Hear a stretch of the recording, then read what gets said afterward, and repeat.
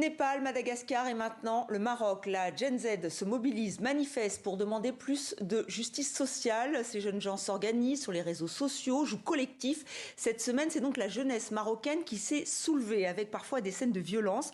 Une vague de contestation inédite que nous allons décrypter avec nos invités. Nous sommes en direct de Casablanca avec Chakib Guessous. Bonsoir, vous êtes socio-anthropologue mais aussi médecin.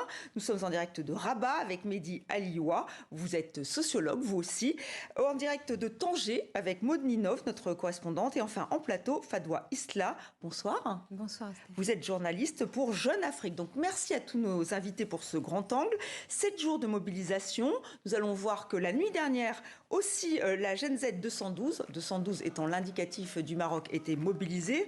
Regardez donc ces manifestations et toujours les mêmes revendications. Nous avons des revendications claires, justes et légitimes. Nous ne demandons rien d'extraordinaire. Nous exigeons la santé, l'éducation et l'emploi. Il faut trouver des solutions pour les stages. Certains étudiants titulaires de master, de doctorat et de licence n'ont pas la possibilité d'avoir un stage.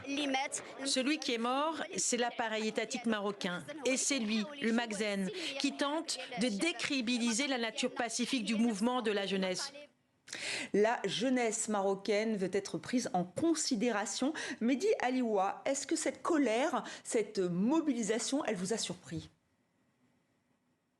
Non, pas vraiment. Je ne veux pas faire le prétentieux, mais en fait, ça fait longtemps que cette colère, et qui se mélange parfois avec du désespoir, existe. Ça avait commencé au début des années 2000 avec les diplômés chômeurs. Ça avait continué aussi avec le mouvement du 20 février, durant ce qu'on a appelé peut-être un peu vite le printemps arabe. Ça a continué aussi avec le Hirak du Rif, et ce sont exactement les mêmes revendications. Donc il y a un effet générationnel avec des petits décalages.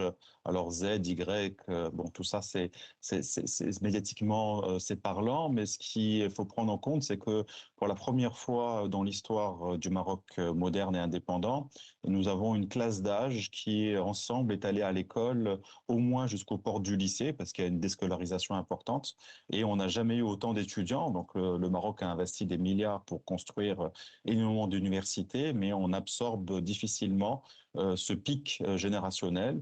Et donc, ces personnes ont été biberonnées à la méritocratie, à tout ensemble d'idées en fait démocratiques, mais parfois, malheureusement, ils se rendent compte que les dés sont pipés, ce qui crée de la colère. Ce qui crée de la colère, déception. Chakib Guessous, vous êtes d'accord? Absolument. Je pense que depuis les années 2000, le Maroc a fourni un effort monstre au niveau de la scolarisation et nous avons des personnes qui sont aujourd'hui diplômées, mais qui se rendent compte qu'avec leur diplôme, ils ont du mal à trouver du travail. Et puis, ils se rendent compte aussi que le Maroc est à double vitesse et que les écoles, les lycées de Casablanca donne une formation qui est meilleure que les établissements qui sont dans l'arrière-pays. Et ceci, les jeunes ne l'acceptent pas. Et ils voudraient que le Maroc ne soit plus à double vitesse et que ce qui s'enseigne à Casablanca ou à Rabat puisse s'enseigner également dans les petites villes ou dans les régions les plus reculées du pays. Donc plus de justice. Un autre problème est celui de... Alors, on va y revenir. C'est une justice, oui. Plus de justice sociale. Juste, vous restez avec nous, hein, évidemment, Monsieur Guessous, mais Maud Ninov, vous les avez rencontrés, ces jeunes gens, ces jeunes filles. Qu'est-ce qu'ils vous ont dit? Alors, effectivement, la particularité du mouvement, finalement, c'est que vous pouvez parler à énormément de jeunes différents. Ils vont avoir exactement les mêmes revendications. Pourquoi? Parce que le collectif n'a pas de leader qui est déclaré. Donc, en fait, vous n'avez pas des porte-paroles qui seraient multiples et qui viendraient comme ça, simplement devant les médias discuter. Et quand on discute avec tous ces jeunes, on a justement ce sentiment systématiquement du même propos. Alors, c'est quoi? Que ce soit à Tanger, à Rabat, à Casa ou encore moi par téléphone dans des villes plus reculées, eh bien, il s'agit systématiquement de ce qu'on m'a dit un appel sincère. Et les revendications, c'est plus d'écoles, plus d'hôpitaux et de soins. Et ils ne parlent pas que pour eux, ils parlent aussi pour leurs parents. Et on va avoir aussi évidemment une vie digne et un droit à l'emploi évidemment pour pour pouvoir aller travailler. Oui, effectivement, ça a été un élément déclencheur, hein, Monsieur Guessou, c'est la mort de 8 femmes à la mi-septembre dans un hôpital d'Agadir. On pourrait dire c'est très loin du quotidien de ces jeunes gens. Et pourtant, ils ont dit non, nous on veut on veut des services publics à la hauteur et peu importe si le Maroc organise la Coupe du monde de football, c'est pas là le plus important? Vous qui êtes médecin. Oui, effectivement, je pense qu'il y a eu cette série qui est inquiétante. Les 8 décès de césarienne, je ne suis pas au courant dans le détail de ce qu'il y a eu. Je pense à une infection nosocomiale qui, comme ça peut arriver dans n'importe quel service hospitalier, mais effectivement, les jeunes considèrent qu'il n'y a pas de raison qu'à Casablanca et à Rabat, on construise des CHU de pointe avec du matériel qui est pratiquement le même que celui que d'autres pays occidentaux disposent, avec des compétences médicales identiques à celles qui existent ailleurs. Nous avons réussi, il y a quelques semaines, des interventions chirurgicales d'un niveau pour lequel il y a eu beaucoup de médiatisation, et c'est dire que la médecine n'est pas très en retard, n'est pas du tout en retard par rapport, en tout cas dans les grandes villes, par rapport aux standards internationaux. Mais par contre, quand on va à Agadir, quand on va à Marrakech, c'est là où il y a une différence. Et là, les jeunes, par justice, ne voudraient pas qu'il y ait cette différence. Voilà, Ils voudraient que la médecine, ça qui n'est pas de poids et des mesures. Alors, juste pour maintenant, il y a une tournure politique puisque ces jeunes, hein, ce collectif a demandé la démission du Premier ministre Aziz Akanouch. Qu'est-ce qu'il incarne, Fadwa Islah? Là, on voit bien qu'il y a quand même une revendication politique. Absolument, il y a quelque chose d'extrêmement révoltant pour ces jeunes qui sont sortis en masse, qui ont exprimé avec beaucoup de force des revendications qui semblent tout à fait légitimes, et que ce soit l'école ou que ce soit... Là, on l'a vu, mais pourquoi ça cristallise sur la personnalité du Premier ministre? Parce qu'il ne leur répond pas. Ils attendaient de lui un « je vous ai compris ». Ils attendaient de lui une réponse rapide. C'est des jeunes qui fonctionnent, qui communiquent sur Discord et de manière très rapide. Le Premier ministre n'a pas répondu rapidement. Et quand il a répondu, il l'a fait d'une manière laconique. C'est à travers un communiqué d'abord, et qui n'était pas à la hauteur des attentes en disant « je suis ouvert au dialogue ». Mais de quelle manière ? Quelle est cette manière? Parce que, surtout que maintenant, il y a le recul. Il est au pouvoir depuis 2021. Et depuis 2021, ce Premier ministre a été quand même particulièrement absent en termes de communication. Mehdi Alioua, Mohamed VI, le roi, est pour l'heure épargné. Est-ce que, et même la Gen Z 212 en appelle à lui? Comment vous l'expliquez?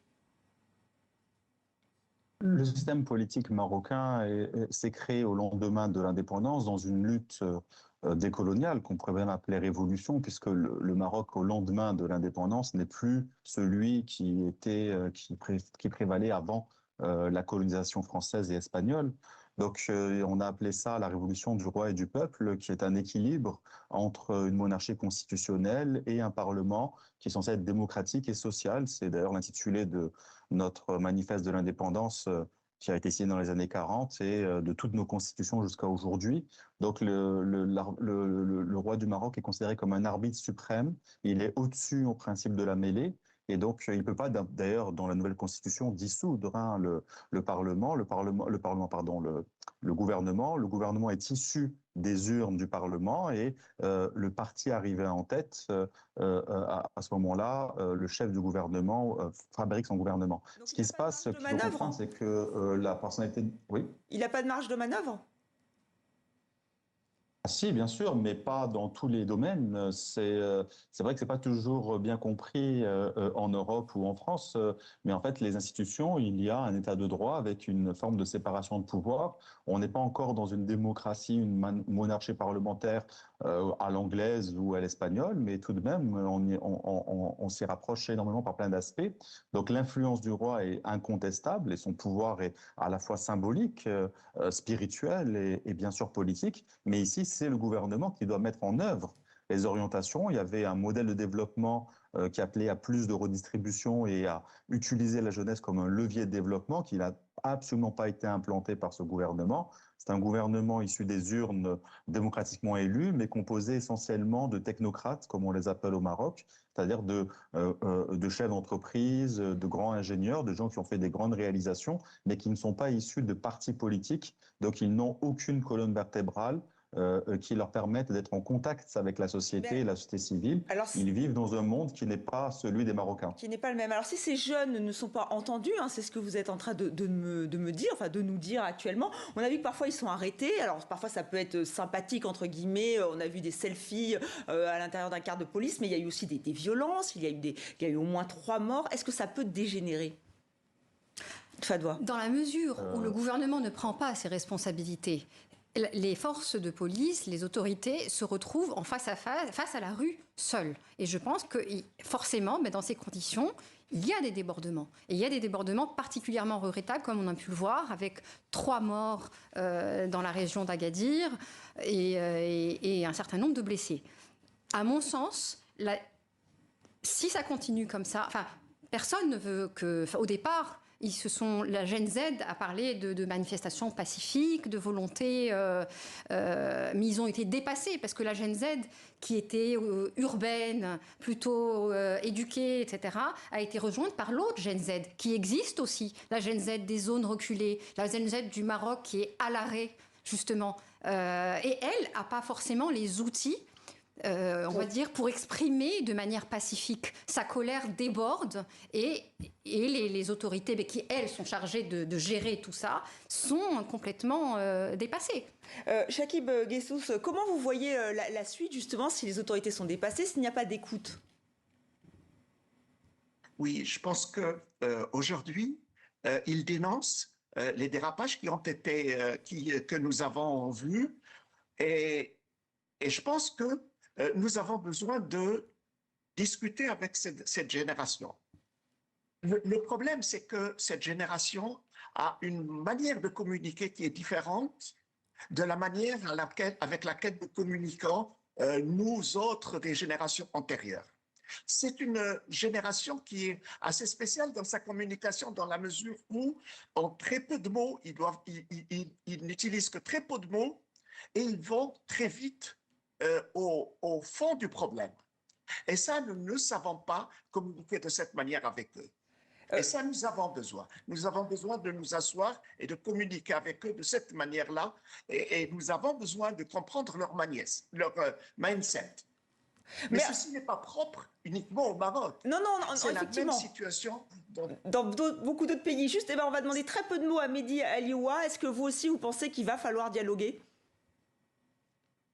Évidemment, mais pour ça, il faut en avoir les moyens et je ne pense pas que ce gouvernement, en tout cas, il va devoir attraper beaucoup de temps. Et la colère, elle est aussi issue, selon les régions, de désespoir de mouvements qui datent de longue date et qui n'ont jamais réussi à être vraiment entendus et donc qui n'ont pas supporté de voir que ceux qui représentaient, entre guillemets, un peu l'idéal de ce qu'ils auraient aimé être, c'est-à-dire des jeunes qui sont passés à l'école, à l'université, dans les beaux faubourgs de Rabat ou de Casablanca, soient embarqués comme ça. Et donc, ça a mis le feu aux poudres. Bien sûr, la désescalade est tout le temps possible, mais je pense on a besoin d'un retour des partis politiques, des syndicats, des corps intermédiaires pour pouvoir calmer le jeu. Oui. Calmer le jeu. Merci infiniment à vous 4 d'avoir été avec nous, à vous 5, pardon. À vous 4, merci infiniment. Et la Gen Z 212 mobilisée au Maroc, on peut en avoir plus d'informations sur tv5monde.com.